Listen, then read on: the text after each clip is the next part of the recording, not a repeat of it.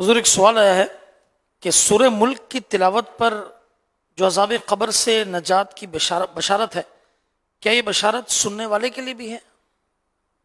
سننے والے کے لیے تو کوئی صراحت سے روایت ہے، دیکھی تو نہیں ہے.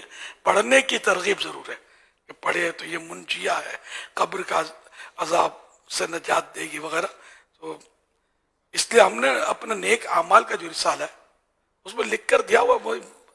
میں نے بہت پرانا مطلب یہ کبھی کبھی وضاحتیں بھی کی ہے کہ حدیث میں چونکہ پڑھنے کا لکھا ہے تو اس لیے سننے سے وہی ثواب ملے گا یہ ہم نہیں کہہ سکتے.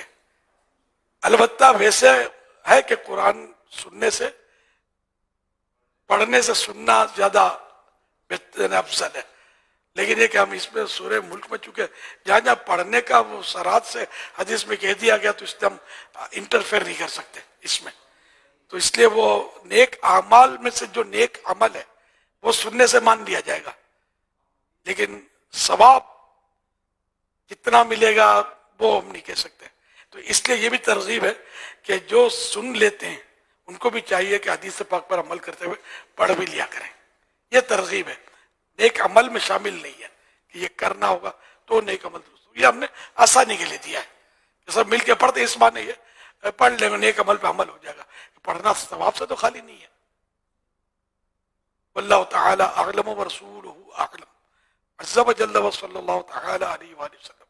اور جہاں ہمارے مبلغین ترغیب دلائے نا سورۃ الملک کی، تو ایسے ہی اگر یہ میں نے جو عرض کیا وہ اگر یاد نہ بھی ہو تو لکھا ہوا تو ہے اس میں رسالے میں، تو وہی پڑھ کے سنا دیا کرے تاکہ کسی کو غلط فہمی نہ ہو کہ یہ سن لینے سے یہ پڑھنا ہو گیا تو یہ پھر غلط ہو جائے گا. جتنا حدیثوں میں آیا، جتنا علماء نے لکھا، ہمیں وہی کہنا ہوتا ہے. یہ ہمیشہ خیال رکھیں، اپنی طرف سے گیرے نہیں لگانی ہوتی. یہ دین کا معاملہ ہے، اس میں ہوشیاری بالکل نہیں چلے گی.